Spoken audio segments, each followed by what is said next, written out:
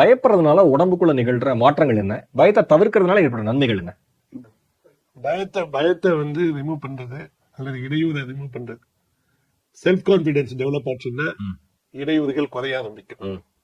அப்பதான் மென்டல் ஹெல்த்தை நல்லா இம்ப்ரூவ் பண்ணீங்கன்னா அந்த ப்ராப்ளத்தை நீங்க நல்லா புரிஞ்சுப்பீங்க. புரியுதா? இல்லைன்னா பல மடங்கு அதிகமா இமேஜின் பண்ணிப்பீங்க சின்ன பிரச்சனை. அதுக்கப்புறம் கிரேட்டர் சென்ஸ் ஆஃப் ஃப்ரீடம் உங்களுக்கு இருக்கணும். நீங்க மற்றவர்களை நம்பிதான் வாழ்க்கையை நடத்துகிறீர்கள்னா உங்களுக்கு எப்பவுமே பயம் இருக்கும். But your life is not dependent on others வச்சுக்கீங்க, பயம் இருக்கு.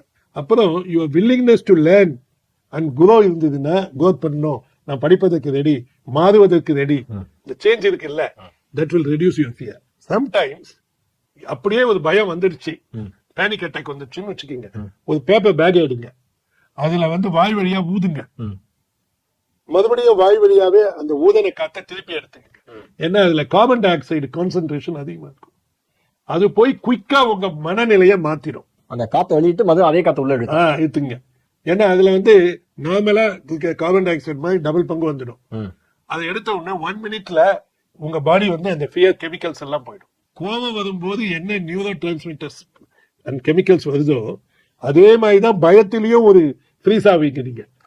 பட் எல்லாமே உங்க பாடியில 1 நிமிஷம் தான் இருக்கும். அந்த 1 நிமிஷத்தை கடந்துட்டா நம்ம சமநிலை நீங்க அப்படியே கம்போஸ் ஆயிடுவீங்க. கொஞ்சம் முடிவுகளை எடுக்கும் போது அதனாலதான் 1 மினிட் அப்படின்னு. அந்த 1 மினிட்ல we can compose ourselves. ஒரு பயத்துல ஒஸ்டதான் இமேஜின் பண்ணிக்கிறாங்க. That situation may lead you to a better result ன்றது இல்ல. அருமையான வார்த்தை. So we will get possibilities. எவ்வளவு மோசமான சூழ்நிலையிலும் நல்லா இருக்கிறதுக்கான பாசிபிலிட்டிஸ் நோக்கி போலாம். அந்த சூழ்நிலைகள் வந்து ஒரு இடைக்கால தோல்விகளாக தோன்றி நாம் முடிவிலே வெற்றி பெறலாம். அதனால இடையர்களை தவிர்ப்போம், சார் சொன்ன மாதிரி இலக்கை அடைவோம், மகிழ்ச்சியாய் வாழ்வோம்.